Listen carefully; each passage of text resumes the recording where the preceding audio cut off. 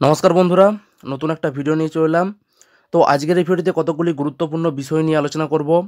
2023 সালে টেট পরীক্ষার অ্যান্সার কি কবে দেয়া হবে, কবে 2023-এর টেটের রেজাল্ট বের হতে চলেছে সেটা আলোচনা করব, এবং 2023-এ যে সমস্ত প্রার্থীরা টেট পাস করবে তো তারা 2022 টেট পাস প্রার্থীদের সাথে ইন্টারভিউ দিতে পারবে কিনা সেই বিষয়েও তোমাদেরকে জানাবো আজকের এই ভিডিওটিতে। তো রিকোয়েস্ট হলো অবশ্যই তোমরা ভিডিওটি কোনো রকম স্কিপ না করে সম্পূর্ণ দেখবে, অনেক কিছু ইনফরমেশন পেয়ে যাবে। ভিডিওটি ভালো লাগলে অবশ্যই একটি লাইক করবে, বন্ধুদের মধ্যে শেয়ার করবে, আর এই চ্যানেলে প্রথমবার ভিজিট করতে হলে চ্যানেলটি অবশ্যই সাবস্ক্রাইব করবে। এরকম আরও ইনফরমেটিভ ভিডিও তোমরা এই চ্যানেল থেকে পেয়ে যাবে। তো চলো এবার ভিডিওটি শুরু করে দিই।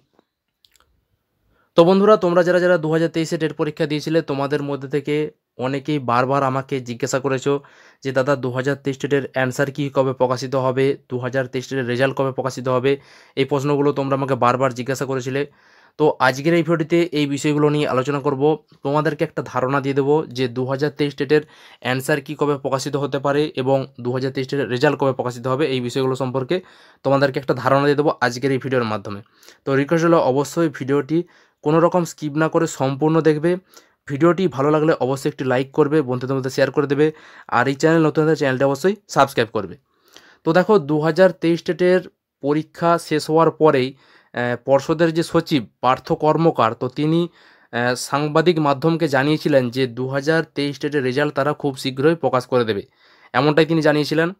তো সেই পরীক্ষা শেষ হওয়ার পর প্রায় 2 মাস অতিক্রান্ত হতে চললো, এখনও কিন্তু কোনো রকম অ্যান্সার কিও প্রকাশ করা হয়নি, কোনো রকম রেজাল্টও প্রকাশ করা হয়নি 2023 টেটের। তো সেই জন্য প্রার্থীরা অধৈর্য হয়ে পড়ছে। প্রার্থীরা বারবার কমেন্ট করে জানাচ্ছে যে কবে প্রকাশিত হবে, কবে রেজাল্ট দেওয়া হবে, কবে অ্যান্সার কি দেওয়া হবে, এই প্রশ্নগুলো বারবার জিজ্ঞাসা করছে। তো দেখো, এই যে 23 টেটের রেজাল্ট প্রকাশ করতে পারেনি পর্ষদ, তার পেছনে যেটা মূল কারণ সেটা হচ্ছে যে একটা রিক্রুটমেন্ট প্রক্রিয়া চলছে বর্তমানে, সেই রিক্রুটমেন্ট প্রক্রিয়া চলাকালীন সেই জন্যই পর্ষদ কোনো রকম অ্যান্সার কি প্রকাশ করতে পারছে না।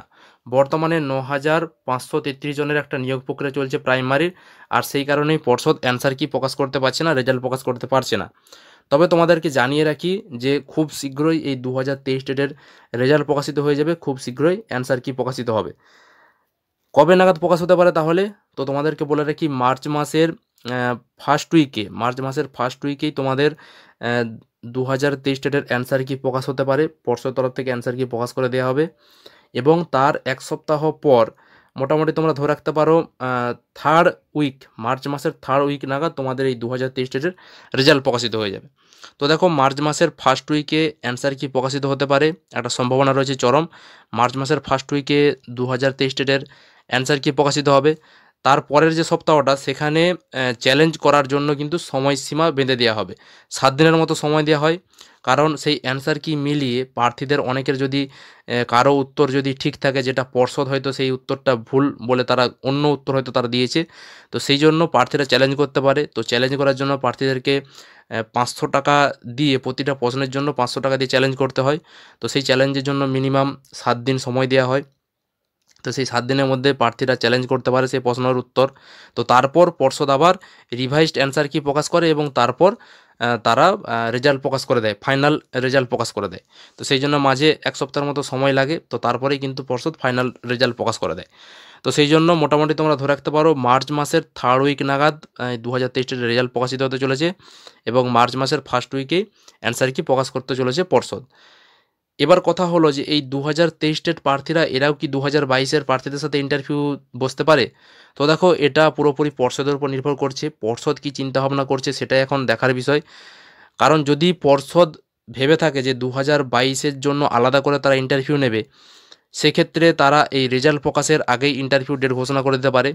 আর এই 2023 টেটের রেজাল্ট প্রকাশের আগে যদি এই 2022-এর ইন্টারভিউ ডেট ঘোষণা করে দেয়, সেক্ষেত্রে এই 2023-এ টেট পাস প্রার্থীরা আর ইন্টারভিউতে অংশগ্রহণ করতে পারবে না। আর যদি এই 2023 টেটের রেজাল্ট প্রকাশের পর যদি ইন্টারভিউ ডেট ঘোষণা করে, সেক্ষেত্রে এই 2023-এর টেট পাস প্রার্থীরা ইন্টারভিউতে অংশগ্রহণ করতে পারবে। তবে একটি কন্ডিশন রয়েছে, যেটা হলো ডিএলএড কোর্সটা কমপ্লিট হতে হবে। ইন্টারভিউর ডেট ঘোষণা হওয়ার আগে, তাদের ইন্টারভিউর ডেট ঘোষণা হওয়ার আগে ডিএলএড কোর্সটা সম্পূর্ণ কমপ্লিট দরকার, এবং তার পাশাপাশি সার্টিফিকেটটা দরকার, তবেই কিন্তু ইন্টারভিউতে বসতে পারবে, নাহলে কিন্তু ইন্টারভিউতে বসতে পারবে না। এটাই হচ্ছে মেন কন্ডিশন।